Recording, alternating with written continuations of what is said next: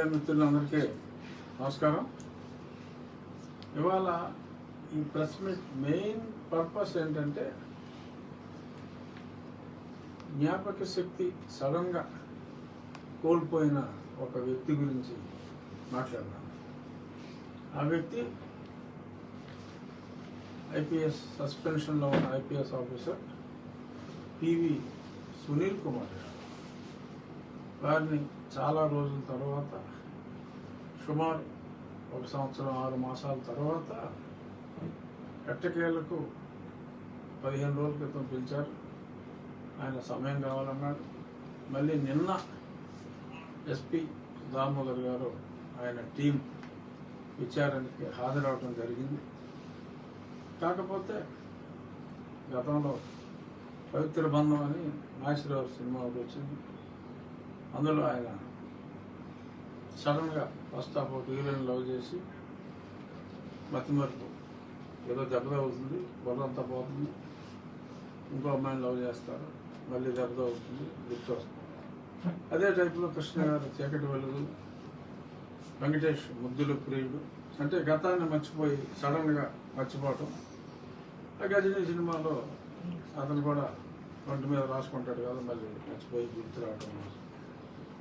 ఆ టైప్లో ముద్దుల ప్రియుల్లో వెంకటేష్ లాగా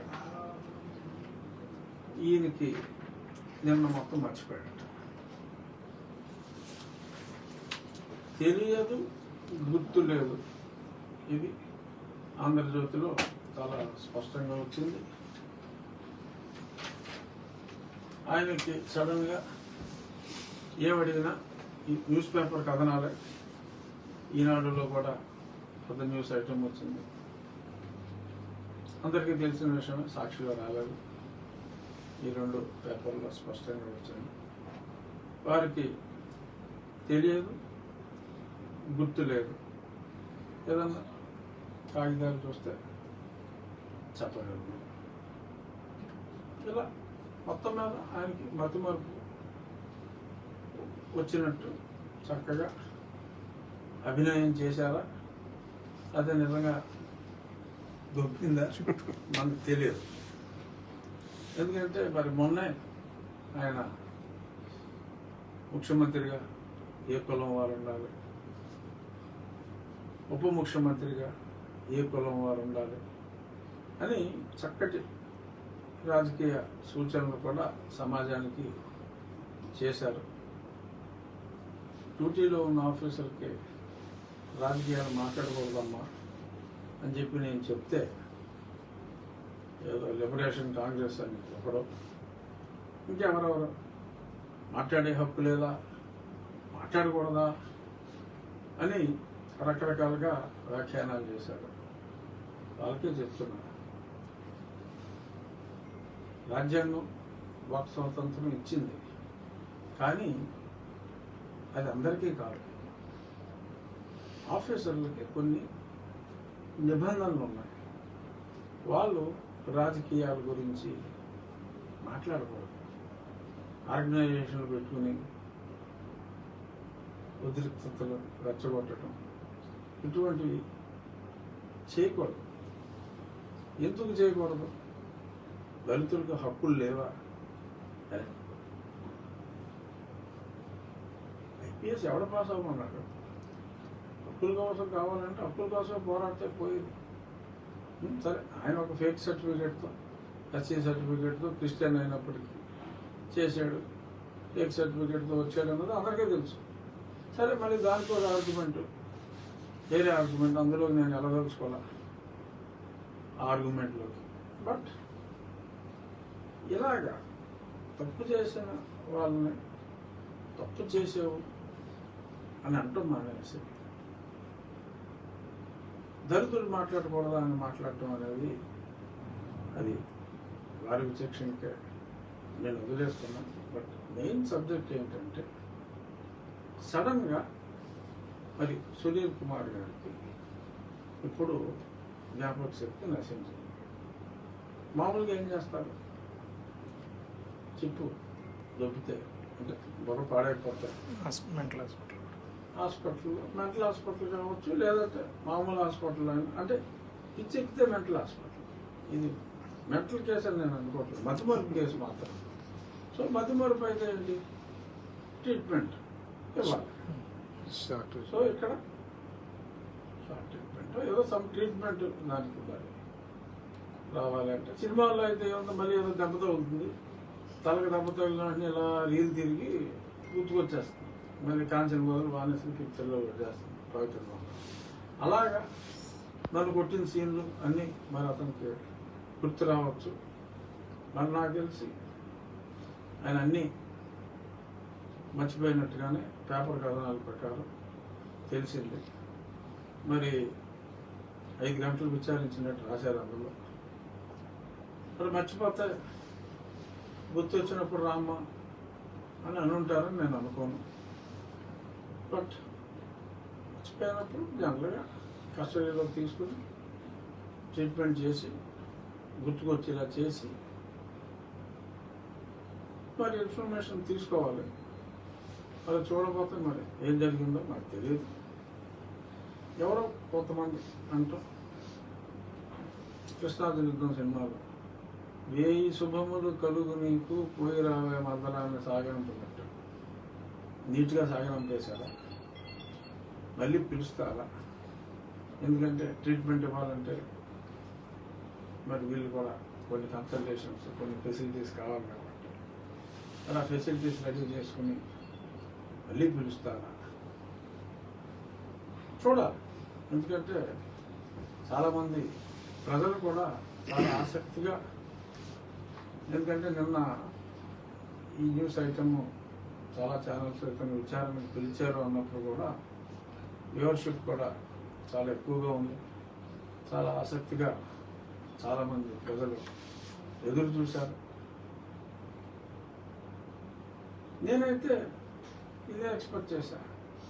ముందే నేను సోషల్ మీడియాలో పోస్ట్ కూడా పెట్టాను,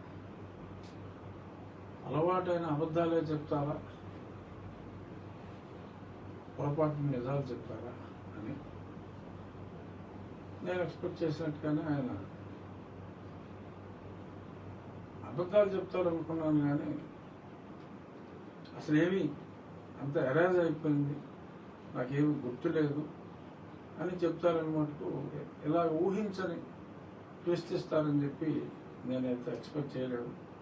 బట్ ఇది A1గా ఉన్న వ్యక్తి మరి సంవత్సరం తర్వాత పిలిచి సాగనంపేస్తే కొంచెం జనాల్లో కాస్త అభద్రతాభావం, పోలీస్ అధికారి అయినంత మాత్రాన, అతనికి ఒక ఆర్గనైజేషన్ ఉన్నంత మాత్రాన, ఆర్గనైజేషన్లో అతనికి మత బలమో కుల బలమో ఏదో ఉన్నంత మాత్రాన, ఉందని చెప్పుకుంటున్నంత మాత్రాన తెలంగాణలో ఒక IPS మాజీ, ఆంధ్రాలో ఒక IAS లిబరేషన్ టైగర్ మాజీ, వీళ్ళందరూ మద్దతు ఇస్తున్నారు కాబట్టి ఉపేక్షిస్తారా? ఏం చేస్తారు? అలా చేయొచ్చా? ఆ మధ్యన లిబరేషన్ టైగర్ అడిగారు, రాజుగారి కౌరువులు దళితుడికి ఒక రూలు అని. అతను పొద్దున్న FIR కట్టి మధ్యాహ్నం నన్ను తీసుకెళ్ళి చెతకు బాధించాడు అర్ధరాత్రి కల్లా. నేను సంవత్సరాల ఖర్చు చేసిన FIRకి పిలిచి చక్కగా మర్యాదగా సాగనంపేశాను. నేను అనొచ్చు, MP క్షత్రియ ఎంపీకి ఒక రూలు, దళిత క్రైస్తవుడైన ఎయిమ్స్ అధినేత, రాబోయే రోజుల్లో కాబోయే ఉప ముఖ్యమంత్రి అని మురిసిపోతున్న సునీల్ కుమార్కి ఒక రూలా, లిబరేషన్ టైగర్ గారు, లిబరేషన్ కాంగ్రెస్ అధినేత గారు మిమ్మల్ని ప్రశ్నిస్తున్నాను, సంవత్సరాల తర్వాత ఇలా చేస్తాయి మరి ఆయనకి అలాగా. నన్నేమో 9ంటికి కంప్లైంట్, సునీల్ కుమార్ నాయక్ ఇస్తాడు, సునీల్ కుమార్ ఏమో 10 గంటలకు పంపిస్తే 10:10కి బోరగడ్డ అనిల్ సాక్షి, ఎంత గొప్ప కార్టెల్ రా బాబు. అనిల్ సాక్షి సంతకం పెట్టించి ముందే పోలీసులు బయలుదేరిపోతారు. ముందు రోజు రాత్రి కార్లు బుక్ చేస్తారు. 2:00 9:00 అందరూ పడిపోయి తీసుకెళ్ళి 12:00 ఫుల్ కోటింగ్ ఇచ్చేస్తారు. కానీ ఇది అక్కడ న్యాయం. సంవత్సరంన్నరకే పిలిచి చాలా సారి పెట్టి సాగినవుతున్నట్టు చక్కగా మర్యాదగా పంపించేస్తారా? మరి ఇది న్యాయం అన్న అని నేను అడగకూడదా? సరే, నాకైతే ఆలస్యమైన మళ్ళీ అతన్ని పిలుస్తారని తప్పకుండా, మర్చిపోయాడు కాబట్టి, ట్రీట్మెంట్ ఇవ్వాల్సిన అవసరం ఉంది కాబట్టి, గుర్తు చేయవలసిన బాధ్యత పోలీస్ అధికారుల మీద ఉంది కాబట్టి, ఆ గుర్తు చేసే టెక్నిక్స్ అన్నీ కూడా మరొక్కసారి అవగాహన చేసుకుని ఈలోపు ఈ కాలంలో దాన్ని మానం పట్టవచ్చు, 15 రోజులు పట్టవచ్చేమో నాకు తెలియదు. ఈ మధ్యకాలంలో నేను నమ్మిన వెంకటేశ్వర దయతో, ఆయన నిత్యం ఆరాధించే క్రీస్తు దయతో వారికి జ్ఞాపక శక్తి పునరుద్ధరింపబడాలని, వారు సంపూర్ణ ఆరోగ్యవంతులై సమాధానాలు చెప్పాలని కోరుకుంటున్నాను. ఇది సునీల్ కుమార్ కథనం. నేను చెప్పాలనుకున్నది మెయిన్ ఇది. ఇంకేమన్నా ఉంటే మీడియా మిత్రులు. మొన్న తాడేపల్లిగూడెంలో సత్యకృష్ణ అతను ఒక అసత్య ఆరోపణలు చేశారు కదా సార్, దాని మీద మీ స్పందన ఏంటి సార్? తాడేపల్లిగూడెంలో సత్యకృష్ణ బహుశా మరి అతను కూడా ఏం సభ్యుడేమో నాకు తెలియదు. ఆయన జాగ్రత్తగా లేకపోతే ఇలాగా మీరు మా విషయాల్లోకి, అంటే సునీల్ కుమార్ కావచ్చు, ఇంకేదన్నా రాజ్యాంగపరమైన కన్సర్న్ ఆర్టికల్స్ ఉంటాయి కదా, అధికరణాల గురించి మీరు మాట్లాడితే తరగతి తీసేస్తానన్నారు. చర్మం కూడా అంత మంచోళ్ళు కాదు, నాకులాగా ఓపికగా ఉండరు, అలా తీసేయవచ్చు అని చెప్పేసి.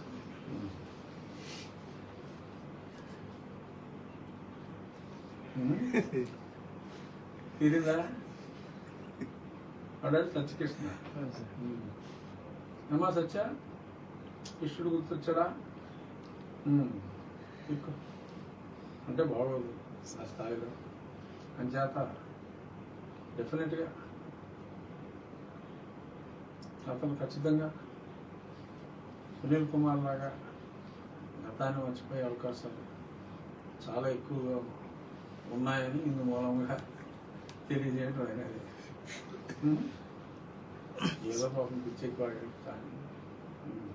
సార్, దేశంలో బాగా చదువుకున్న వాళ్ళు, ప్రొఫెసర్లు అందరూ కలిపేసి డిజిటల్ అరెస్ట్ కని బాగా ఆ మోసానికి గురి అవుతున్నారు సార్. దాన్ని మొన్న దేశంలోనే మొట్టమొదటగా ఎవరు మన డిపార్ట్మెంట్ మన ఈ విషయంలో మన జిల్లా ఎస్పీ గారిని భీమవరం డివిజన్, అంటే భీమవరం డిఎస్పీ కావచ్చు, మన అడిషనల్ ఎస్పీ భీమారావు కావచ్చు, Bhimavaram 2 town 1 town Akiveedu inspectors and sub inspectors, ఈ టీంని హృదయపూర్వకంగా హెడెడ్ బై ఎస్పీ గారు అభినందించాలి. ఎందుకంటే మేజర్ బ్రేక్ త్రూ మన Akiveedu CI, Bhimavaram CI 1 town 2 town కూడా పట్టుకున్నారు, పెద్ద లింక్ పట్టుకున్నారు. చదువుకున్న వాళ్ళు ఎక్కువ దొరికేస్తున్నారు. ఎందుకంటే డిజిటల్ అరెస్ట్ అని వాళ్ళు కొన్ని కాగితాలు చూపిస్తున్నారు, వీళ్ళు చదివేస్తారు. ఆ కాగితాలు బాగవచ్చు కదా, ఇమీడియట్గా చదివేసి ఈ బాబాయ్ పనుల సెక్షన్ ప్రకారం పెట్టేసారు కేసు. వీళ్ళు తెలివైన వాళ్ళు కదా, సో వీళ్ళు ఇమీడియట్గా దొరికేసి వాళ్ళు డబ్బులు ఇస్తున్నారు. ఇది చైనా వాళ్ళు ఎక్కువగా కాంబోడియాలో కూడా ఒక స్థావరం పెట్టారు. ఎప్పటికప్పుడు డబ్బులు వెళ్ళిపోవటం, వెంటనే సెకండ్లో మారిపోవటం. చాలామంది మన లోకల్లో ఉన్న వాళ్ళు అకౌంట్ నెంబర్లు ఇస్తున్నారు. అది ఎక్కడో కమ్మడిలో సెట్టింగ్లు వేసి ఎంప్లాయ్మెంట్ ఇచ్చి మనకు తెలిసిన ఇన్ఫర్మేషన్ నెలకి $1,000-1,200 అక్కడ యాక్టర్లకి, సెట్టింగ్లో ఉండే ఇన్స్పెక్టర్లకి, వీళ్ళందరికీ పేమెంట్. యాక్టర్ పేమెంట్లు అయిన తర్వాత ఇక్కడ అకౌంట్లు పలానా అకౌంట్లో వేయమంటారు. రకరకాల అకౌంట్లు ఇస్తారు. ఆ అకౌంట్ మన లోకల్లో ఉంటారు. ఆ పేరు మీద అకౌంట్ ఓపెన్ చేస్తారు. ఒక రింగ్ ఉంటుంది. ఆడు 90% ఇంకో అకౌంట్ ట్రాన్స్ఫర్ చేయాలి. 10% ఆడికి కటింగ్ ఉంటుందంట. ఆ 10% కటింగ్ చేసుకునే వాళ్ళని 10-12 మందిని పట్టుకున్నారు అన్నమాట. ఇవాళ కూడా ఇంకొంతమందిని ప్రవేశపెడుతున్నారు ఇలాంటి వాళ్ళని. ఏదేమైనా డిజిటల్ అరెస్ట్ అనేది లేదు అనేది అందరూ తెలుసుకోవాలి. 1930కి ఎవరన్నా డిజిటల్ అరెస్ట్, ఎవరన్నారు డిజిటల్ అరెస్ట్ అని ఏదో కాగితాలు చూపెడతామంటే మడిసి అని చెప్పి వాళ్ళకి పని చూసుకోమా అని చెప్పిన వెంటనే ఏ నెంబర్ నుంచి వచ్చింది ఈ డీటెయిల్స్ 1930కి అందరూ దయచేసి ఫోన్ చేసి చెప్పేస్తే ఇమ్మీడియట్గా పట్టుకునే అవకాశం ఉంటుంది. ఒక లింక్, మన పోలీసులకు దొరికిన ఒక లింక్ నాకున్న సమాచారం మేరకు 700 కోట్ల ట్రాన్సాక్షన్ చేశారట దేశవ్యాప్తంగా. ఆ పర్టికులర్ లింక్ బ్యాచ్ అంటే ఎన్ని వేల కోట్లు మన దేశం నుంచి చైనా వాళ్ళు, లేకపోతే కంబోడియా నుంచి ఎక్కువ చైనా వాళ్ళు ఉంటారు, వెళ్ళిపోతాండి అనేది చూడాలి. ఇది చాలా పిక్ పాకెట్ అసలు ఇది కాదు, ఇది పెద్ద సమస్య. మన దేశ సంపదనే ఇంచుమించు ఈ డిజిటల్ అరెస్టుల పేరుతో పొలగొడుతున్నారు. అటువంటిది ఇటువంటి మేజర్ ఇష్యూని మన భీమవరం రీజియన్ వాళ్ళు ఛేదించగలగటం అనేది డెఫినెట్గా ఇది మన పోలీసుల సమర్థతగా మనం అందరం గుర్తించాలి. జరిగింది దురదృష్టం సంఘటన. ఎక్కడో ప్రొఫెసరు, అక్కడ హెడ్ మాస్టర్, వీళ్ళు ఇలాంటి వాళ్ళనే చూసుకుంటారు. ఎక్కువగా ఎవరితో మాట్లాడిన వాళ్ళు, బాగా చదువు ఉన్న వాళ్ళు, ఎవరో పెద్దగా చదువు లేని వాడికి సెక్షన్ అన్నారనుకో, వాడికి అర్థం కాదు. ఆ చదవలేడు, అర్థం కాదు కాబట్టి గొడవలేదు. వీళ్ళు అలా జాగ్రత్తగా ట్రాప్ చేసి బాగా చదువుకున్న వాళ్ళని, బుద్ధి లేని వాళ్ళని సెలెక్ట్ చేసుకుంటారు. సో దయచేసి డిజిటల్ అరెస్ట్ అనేది లేదు. ఎవరైనా ఫోన్ చేస్తే 1930కి ఇమీడియట్గా సమాచారం ఇవ్వండి. ఇది మీడియా ద్వారా ఇది అందరికీ తెలియజేయవలసిన సామాజిక బాధ్యత నా మీద ఉంది, మీ మీద ఉంది. ఏ నియోజకవర్గాల్లో ఉన్న ఆ ఎమ్మెల్యేలు అందరి మీద కూడా ఈ బాధ్యత. సార్, మెయిన్ సమస్య మన ఉండి నియోజకవర్గానికి కోపెల్లో వంతెన ఉంది కదా సార్, దాని మీద అది అన్ని అనుమతులు అయిపోయినాయి. రేపు షార్ట్లీ జనవరి 2వ వారం కల్లా టెండర్లు ఓపెన్ చేయటం, జనవరి ఎండింగ్కి ఆ పాత బ్రిడ్జ్ని తీసివేసి ఇమ్మీడియట్గా మన టార్గెట్ ఒక 6 నెలల్లో 4 లేన్ బ్రిడ్జ్, అంటే భవిష్యత్తు అవసరాలకు కూడా ఉపయోగపడేలాగా 4 లేన్ బ్రిడ్జ్ని ఇప్పుడే నిర్మించి అటు ఒక 400 ఇటు ఒక 400 మీటర్లో కూడా 4 లేన్ రోడ్డు ఏర్పాటు చేయడం జరుగుతుంది. ఆ తర్వాత ఈ రోడ్డు స్టేట్ హైవే కాబట్టి ఆ రోడ్డు ఎక్స్పాన్షన్ ఎప్పుడు ఉంటే అప్పుడు కొంచెం రోడ్డు వైడెన్ చేయాల్సి వస్తుంది. ఈలోపు కాలంలో కూడా రోడ్డు మీదే, అసలు రోడ్డు మీదకి ఉన్న ఈ చిన్న రోడ్డు మీదే ఒక ఆలయం ఎప్పుడో కట్టేశారు. వాళ్ళకి ఆల్టర్నేటివ్ సైట్ ఇచ్చాం. ఆ సైట్లో ఫిల్లింగ్ అంతా అయిపోయింది. 10 సెంట్లు ఇచ్చాం. ఒక 10 లక్షలు ఇమీడియట్గా కన్స్ట్రక్షన్ మొదలు పెడతానికి కూడా ఇచ్చాం. టీటీడీ వాళ్ళ ఫండ్ నుంచి కూడా కొంత అమౌంట్ అరేంజ్ చేశాం. సో ఏదైనా ప్రజల మూమెంట్కి మేజర్ ఇబ్బంది వస్తాయి.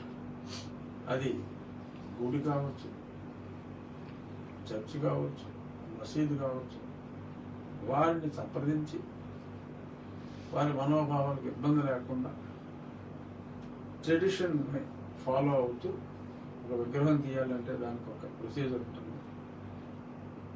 మళ్ళీ పునఃప్రతిష్ఠ అయ్యే వరకు ఎలాగ పదిలపరచాలి, ఒక పూజ చేసి ధాన్యాలు పెట్టడం, ఇవన్నీ కూడా ఆ ప్రొసీజర్ అంతా ఫాలో అయ్యి ఎవరి మనోభావాలు దెబ్బతినకుండా ప్రజలందరికీ కూడా ఉపయోగపడేలా ఎలా ఉండాలి అనే దాని వల్ల ఆ ఊరి పెద్దలందరితో మాట్లాడి ఆ ఏర్పాట్లు చేశాం. అలాగే అక్కడ మోహన్ రంగారావు విగ్రహం కూడా ఉంది. దానికి కూడా ఒక మంచి ప్లేస్ని ఐడెంటిఫై చేసి ఎక్కువ మందికి కనపడే విధంగా మోహన్ రంగారావు అభిమానుల మనోభావాలు కూడా దెబ్బతినకుండా మరింత చక్కటి ప్లేస్లో ప్రజలకి ఎక్కువ మంది చూసే విధంగా ఇక్కడ, ఎందుకంటే గుడి పక్కనే ఉంది రంగా గారి విగ్రహం, ఇప్పుడే రోడ్డు మీద ఉంది, ఇది కూడా రోడ్డు మీద ఆ గుడి పక్కనే పెట్టడం జరిగింది.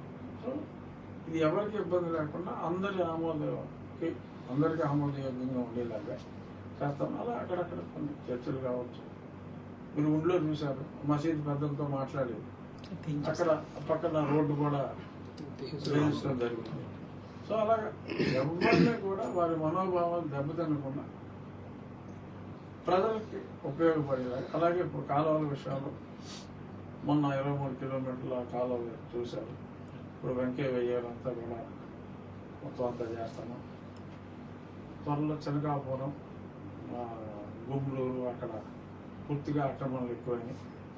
ఆక్రమణలు కూడా సంపూర్ణంగా తొలగించడం జరుగుతుంది. జనవరి నెలాఖరికి ఆ పని కూడా మొదలుపెడతాం. ప్రతి సంవత్సరం కూడా మునిగిపోయి సార్, ప్రతి సంవత్సరం ఎన్నో ఎకరాలు పోయింది సార్. ఈ సంవత్సరం వచ్చిన వరదలకు కానీ వర్షాలకు కానీ ఏ రైతుకు కూడా ఇబ్బంది కలగలేదు సార్. సార్ ఇప్పుడు 90% అనుకున్నది చేయగలిగాం. ఇంకో 10% మొన్న చెరుకు మిల్లు ఎప్పటి నుంచో కొన్ని సమస్యలు ఉన్నాయి. అక్కడ 3 గేట్లు, అలాగే మన ఇటు ఏది మన ఆటవీ నుంచి సిద్ధాపురం దగ్గర ఒక గేటు, ఇవన్నీ కూడా కలెక్టర్ గారితో మాట్లాడి అవి శాంక్షన్ చేయడం జరిగింది. ఆ బ్యాక్ వాటర్స్ రాకుండా ఎక్కడ ఏ చిన్న ఇబ్బంది ఉన్నా అటెండ్ అయ్యి ఎక్సలెంట్ తాగునీరు, ఎక్కడ కూడా పంటలకు ఇబ్బంది లేకుండా సాగునీరు, మునకలు లాంటివి లేకుండా పక్కాగా డ్రైనేజ్, సాగునీరు, తాగునీరు, డ్రైనేజ్, మురుగునీటి పారుదల వ్యవస్థ, స్కూల్స్లో ఆట స్థలాలు కావచ్చు, ఎండగిన్లో లోకల్ సహకారంతో మళ్ళీ ఒక 5 రూములకి కన్స్ట్రక్షన్ ఒక వారం రోజుల్లో శంకుస్థాపన చేసి పనులు మొదలు పెడతాను. దుంపగడపలో డోనర్ సహకారంతో కొత్తగా ప్రభుత్వం దగ్గర రూపాయలు తీసుకోకుండా ఒక స్కూల్కి శంకుస్థాపన చేసి మొదలు పెడతాను. అలాగే ఆటవీళ్ళలో ఆడపిల్లల హై స్కూల్కి యూనియన్ బ్యాంక్ వాళ్ళు సిఎస్ఆర్ కింద ఒక 60 లక్షల రూపాయలు ఇచ్చారు. గతంలో దుంపగడప కాలేజీకి కొత్త బిల్డింగ్ కోసం 1,10 లక్షలు ఎల్ఐసి వాళ్ళు కూడా సిఎస్ఆర్ నిధులు ఇచ్చారు. ఇది కెనరా బ్యాంకు 25 గ్రామాలకి ఇది ఇచ్చారు, మైక్రో ఫిల్టర్స్. నా స్నేహితులు ఒక 10 నుంచి 11 విలేజెస్ వరకు నా స్నేహితులు ఇచ్చారు. పంచాయతీ నిధులతో ఒక 4,5 చేసి రాష్ట్ర కేంద్ర ప్రభుత్వ జల్ జీవన్ మిషన్ కింద 18 గ్రామాలకి వాళ్ళు ఇవ్వటం జరిగింది. ఏదైనా జనవరి నెలాఖరు నాటికి అన్ని గ్రామాల్లో ఎక్కడైనా 1 ఏదైనా మిగిలించవచ్చు. జనవరి నెలాఖరికి అన్ని గ్రామాలకి చక్కటి తాగునీరు అంటే అసలు అదే క్వాలిటీ, స్నానాలకి గృహ అవసరాలకు కూడా అదే క్వాలిటీ నీళ్ళు ఇవ్వటం జరుగుతుంది. మినరల్ వాటర్ ప్లాంట్లు ఊళ్ళో మూసేస్తున్నారు, అవసరం లేదని. ఎందుకంటే మనం ఇచ్చే వాటర్ క్వాలిటీ అంత క్లియర్గా ఉంటుంది. ఎక్కడ ఈ చెరువుల నీళ్లు పంట కాలంలో కలవకుండా మీరందరూ కూడా సహకరించారు. చాలామందిని మీరే పట్టించారు. అవును సార్. వాళ్ళని పట్టుకుని వాళ్ళకి తగు శిక్ష విధించాం. ఆర్థికంగా కానీ ఇంకో రకంగా కానీ ఇప్పుడు ఎవరో కూడా ఆల్మోస్ట్ కంట్రోల్ అయింది. సో ఇంకా ఏదైనా చేయాలి, పలానా చోట ఏదైనా లాక్డౌన్స్ ఉన్నాయంటే మీరందరూ కూడా అలర్ట్గా ఉంటారు కాబట్టి మీరు కూడా దృష్టి తీసుకొస్తే రోజు నేను పొద్దున్నే చూసేది ఈ పేపర్లో ఏది ఎంత ఉన్నా సరే పోతుందో మీరు చూసేసి ఇంకా ఆంప్లిఫైర్ లెన్స్లో రాసేస్తారు. పట్టించుకునే నాదులు లేడు, దీనికి మోక్షం ఎన్నడో అని ఇలాంటివన్నీ నెగిటివ్ రాసినా దాన్ని పాజిటివ్గా తీసుకుని ఇమీడియట్గా 4 రోజులు ఇక్కడే ఉంటున్నా, 3 రోజులు లేకపోయినా వారానికి చూసి ఇమీడియట్గా అందరికీ చెప్పి అలా రాసిన పేపర్ ఒకటి ఇన్ఫార్మ్ చేయండి రా బాబు.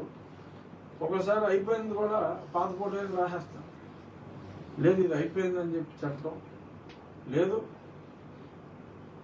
కరెక్ట్ న్యూస్ ఉంటే అప్పుడప్పుడు అది అటెండ్ అయ్యి మీకు ఇన్ఫార్మ్ చేయమని చెప్పి చెప్పటం. ఒకసారి ఇన్ఫార్మ్ చేసేలోపు రాసేస్తున్నారు. ఈనాడు దెబ్బ సెలెక్ట్ చేసుకున్నారు, జ్యోతి కథనానికి స్పందన, ఇలాంటివి సంతోషం డెఫినెట్గా. ఎందుకంటే మీరు చెప్పకపోతే కొన్ని మాకు తెలియదు. ఆ ఊరు రాజకీయాలు ఏముంటాయి మా దాకా రానివ్వరు ఒకసారి. అటువంటిది ఏమీ లేకుండా కరెక్ట్గా చేస్తున్నాం. డెఫినెట్గా ఉండి నియోజకవర్గాన్ని అభివృద్ధిలో ఖచ్చితంగా అగ్రభాగాన ఓవరాల్గా చూసుకుంటాం. స్కూళ్ళు కావచ్చు, కాలేజీలు కావచ్చు, ఉన్న కాలేజీలని అభివృద్ధి చేయడం, హాస్పిటల్ కావచ్చు. ఆర్కిడ్ హాస్పిటల్ చూడండి ఇప్పుడు బ్రహ్మాండం, అన్ని విధాలు డాక్టర్లు కూడా చాలా వరకు వచ్చేసారు, నీట్గా చేస్తాము.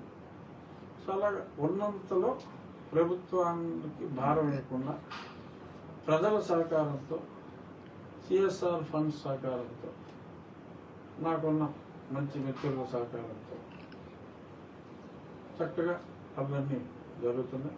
మీ మీడియా కోఆపరేషన్ కూడా బాగుంది. ఇలాగే కలిసి ఊళ్ళో రోడ్లు ప్రజెంట్ మేము చేస్తున్నప్పుడు అన్ని రంగాలను పూర్తిగా డెవలప్ అయింది సార్. కాకపోతే ఇప్పుడున్న పరిస్థితుల్లో మన వర్షాకాలం కారణంగా రోడ్లన్నీ కూడా పాడైపోయినాయి. రోడ్లు అంటే ఏమైందంటే ఇప్పుడు బేసిక్గా సాయిల్ మన అదృష్టం అదే, మన దురదృష్టం కూడా.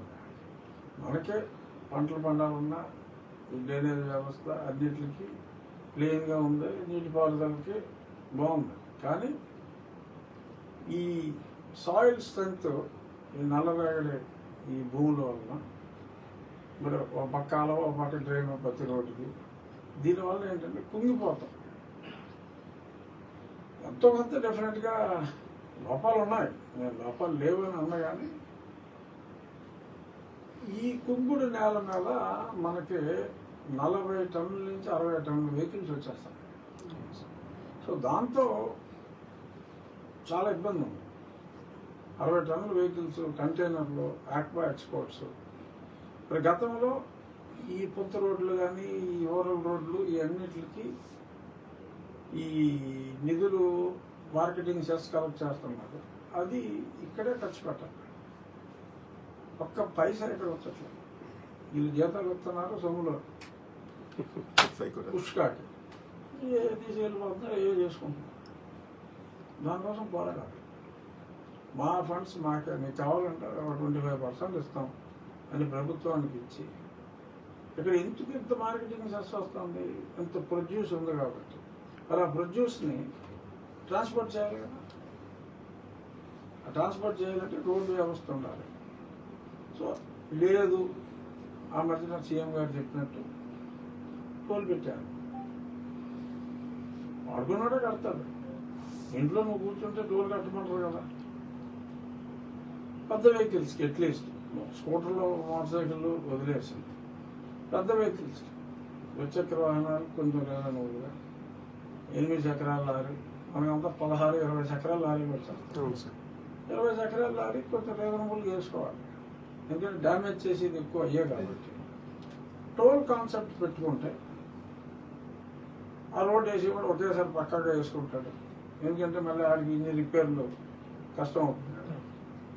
అవసరమైతే టోల్ కాన్సెప్ట్ దిశగా అయినా సరే వెళ్ళాలి.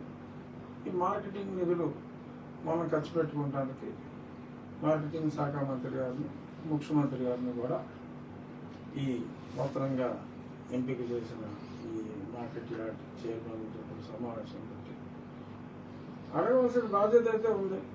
ఇస్తారా లేదా అన్నది అది వాళ్ళ డిస్కషన్, వాళ్ళ ఆర్థిక పరిస్థితి, ఆర్థిక దుస్థితి బట్టి ఉంటుంది. బట్ అడగటం మన బాధ్యత. ఉన్నంత వరకు ఇప్పుడు పండగ టైంకి ఖచ్చితంగా మన ఈ జోలపాలెం రోడ్డు కానీ, అటు గణపురం రోడ్డు కానీ, ఇటు పిప్పర్ రోడ్డు, పిప్పర్ నుంచి బాగానే ఉంది గుడిన, ఈ పిప్పర్ రోడ్డు, ఈ 3 రోడ్లు పక్కా రిపేర్ అయితే చేయడం జరుగుతుంది. ఈ కాళ్ళ రోడ్లో ఒక 10-12 కిలోమీటర్లు కొత్తగా కూడా ముందు రిపేర్లు గోతులు కప్పెట్టి మనం కూడా సొంతంగా కప్పెట్టడం కూడా మొదలెట్టాము. బట్ ఒక 10-11 కిలోమీటర్లు అయితే పక్కా రోడ్డు నూతనంగా వేయటం, ఈ రిపేర్ చేయటం జరుగుతుంది. చూద్దాం. అట్లీస్ట్ టోల్ ఈ రోడ్లకైనా సరే టోల్ సిస్టమ్ ఏదన్నా పెట్టుకోగలిగితే పర్మనెంట్గా. ఎందుకంటే డబ్బు పెద్ద సమస్య కాదు. లారీ వెళ్ళినట్టు 200 కడతాం పెద్ద సమస్య కాదు. ఆ గోతుల్లో ఆడికి అయ్యి ఎక్స్ట్రా పెట్రోల్,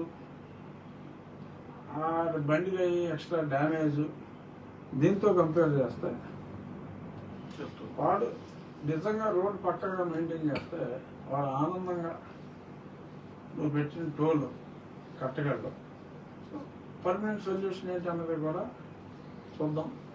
సమస్యలను దృష్టికి తీసుకురండి.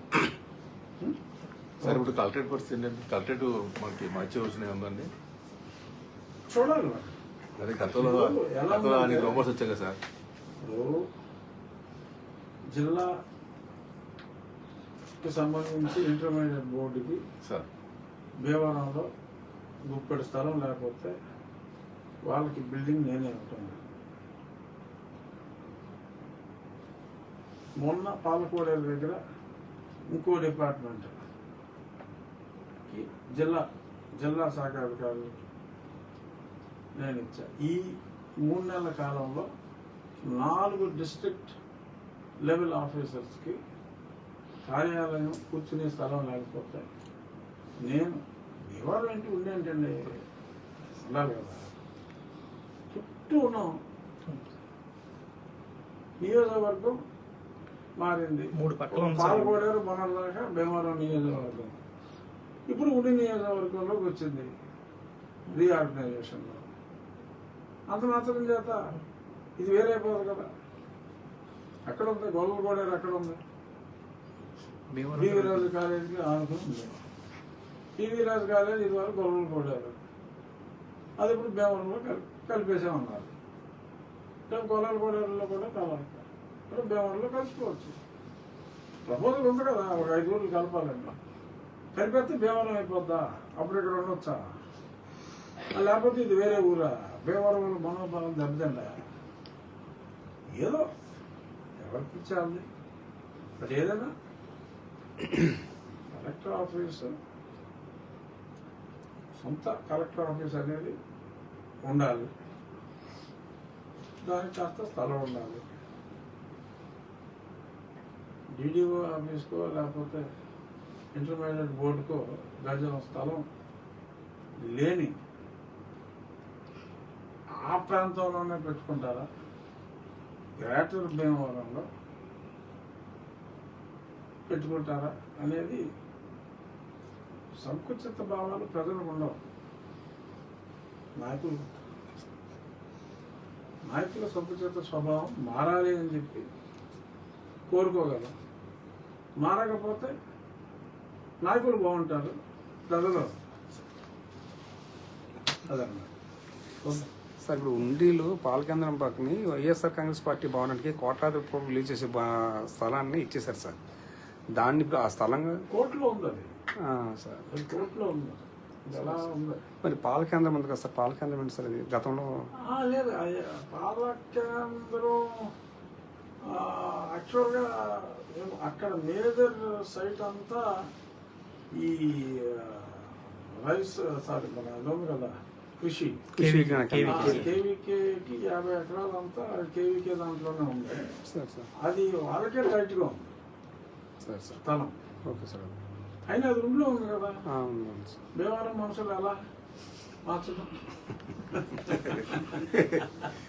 ఇప్పుడు ఎస్పీ ఆఫీస్ కూడా ఊళ్ళోనే ఉంది. మరి కొంతమంది భీమవరం నాయకులు భీమవరంలో ఉందనుకుంటున్నారు, నాకు తెలియదు. సార్ సార్ అది కూడా ఊళ్ళోనే ఉంది. ఎస్పీ ఆఫీస్ కూడా ఇప్పుడు కలెక్టర్ ఆఫీస్ ఆనుకుని ఒక కెనాల్ ఉంది. సార్ సార్ ఆనుకునే అవును సార్. కలెక్టర్ ఆఫీస్ నుంచి ఒక చిన్న ఏదన్నా ఉప్పు అనుకుందే అనుకో గట్టిగా కాగితం సార్ కుండలో పడుతుంది. సార్ కలెక్టర్ ఆఫీస్ చిన్న పిల్లకాయలు ఉంది కదా, ఉప్పు అనుకుందే అనుకో ఆ కాగితం కుండలో పడుతుంది. ఇదేమో ఉందంటే మనం ఏం చేస్తాం? డెఫినెట్గా మనుషులు ఎప్పుడూ అలా రిజిడ్గా ఉండరు, మారుతారు. సార్ డంపింగ్ యార్డ్ ఉంది కదా సార్ ఉండి ఇంకో వదిలే వాళ్ళకి